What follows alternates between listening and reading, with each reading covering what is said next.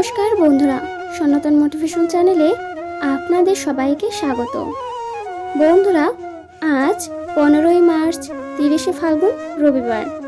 আজকের দিনেই পালিত হচ্ছে পবিত্র পাপমোচনী একাদশী। চৈত্র মাসের কৃষ্ণপক্ষের একাদশী হল পাপমোচনী একাদশী। যে ব্যক্তি নিষ্ঠা সহকারে পাপমোচনী একাদশী ব্রত পালন করেন তাদের পূর্বকৃত সমস্ত পাপ ক্ষয়প্রাপ্ত হয়। অর্থাৎ নিষ্ঠা সহকারে এই একাদশী ব্রত পালন করলে শ্রীহরির কৃপায় তার সকল পাপ বিনষ্ট হয় এবং বিষ্ণুলোক প্রাপ্ত হয়। তাছাড়া যে ব্যক্তি এই ব্রতকথা পাঠ ও শ্রবণ করেন তিনি সহস্রপ্রদানের ফল লাভ করেন। বন্ধুরা, আজকের দিনে অনেকেই হয়তো এই একাদশী ব্রত পালন করছেন। যারা একাদশী ব্রত পালন করেন তারা এই বিষয়টি নিশ্চয়ই জানেন যে একাদশী ব্রত কথা শ্রবণ না করলে সেই একাদশী ব্রত অসম্পূর্ণ থেকে যায়, এবং যারা কোনো কারণবশত এই একাদশী ব্রত পালন করতে পারছেন না তারাও ভগবানের সম্মুখে একটি প্রদীপ প্রজ্বলন করে ব্রত কথাটি শ্রবণ করতে পারেন।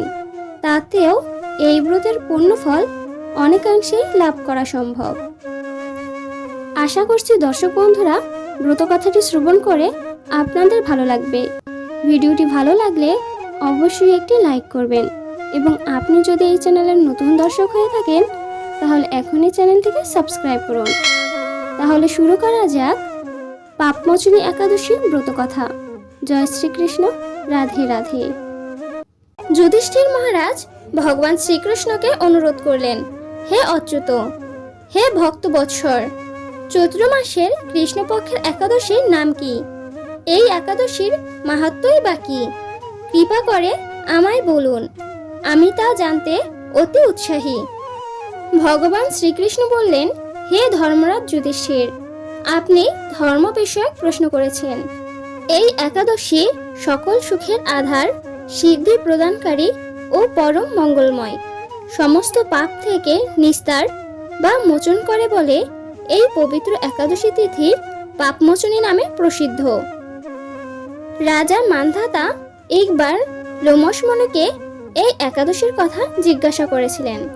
তার বর্ণিত সেই বিচিত্র উপাখ্যানটি আপনার কাছে বলছি, আপনি মনোযোগ দিয়ে তা শ্রবণ করুন। প্রাচীনকালে অতি মনোরম চৈত্ররথ পুষ্প উদ্যানে মুনিগণ বহু বছর ধরে তপস্যা করতেন। এক সময় মেধাবী নামে এক ঋষিকুমার সেখানে তপস্যা করছিলেন।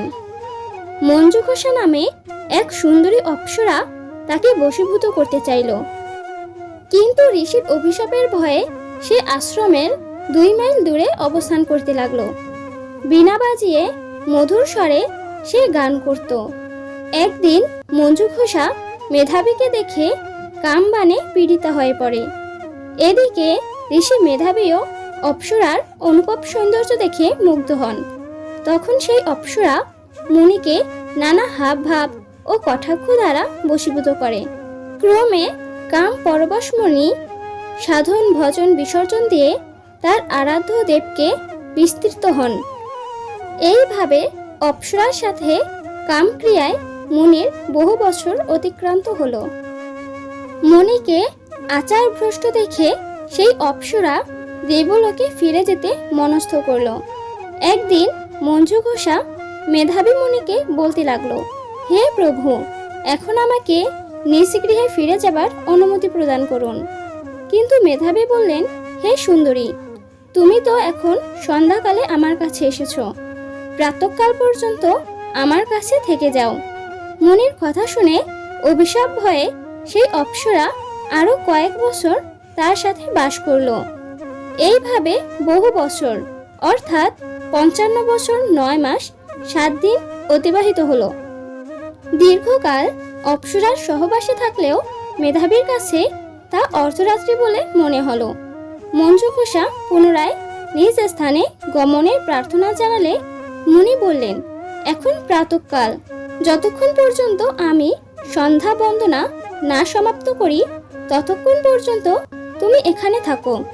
মুনির কথা শুনে ঈষৎ হেসে মঞ্জুঘোষা তাকে বলল, হে মুনিবর, আমার সহবাসে আপনার যে কত বছর অতিবাহিত হয়েছে তা একবার বিচার করে দেখুন।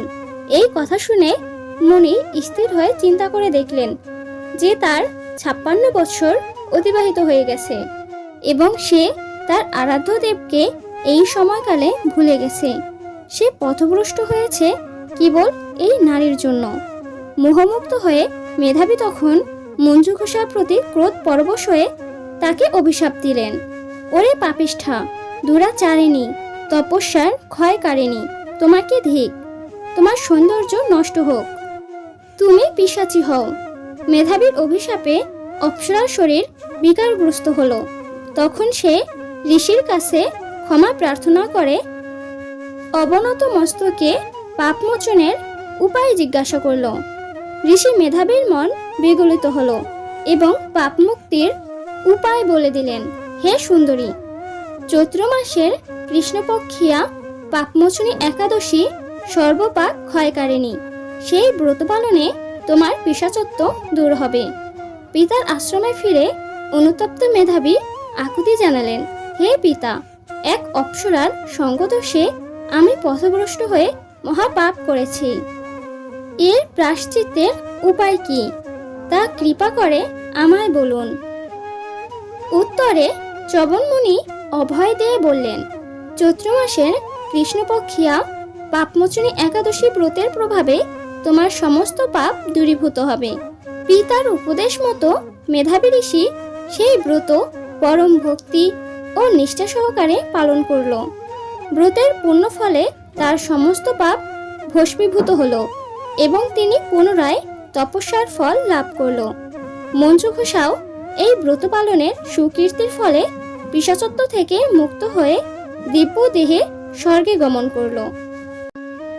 ভগবান শ্রীকৃষ্ণ যুধিষ্ঠির মহারাজের মাধ্যমে সকলের উদ্দেশ্যে বললেন, হে রাজন, এই পাপমোচনী একাদশী যে ব্যক্তি নিষ্ঠা সহকারে পালন করেন তাদের পূর্বকৃত সমস্ত পাপ ক্ষয়প্রাপ্ত হয়। তাছাড়াও এই ব্রতকথা পাঠ ও শ্রবণে সহস্রবদানের ফল লাভ হয়। আশা করছি দর্শক বন্ধুরা ব্রতকথাটি শ্রবণ করে আপনাদের ভালো লেগেছে। ভিডিওটি ভালো লাগলে অবশ্যই একটি লাইক করবেন এবং আপনি যদি এই চ্যানেলের নতুন দর্শক হয়ে থাকেন তাহলে এখনই চ্যানেলটিকে সাবস্ক্রাইব করুন। হরে কৃষ্ণ। ধন্যবাদ।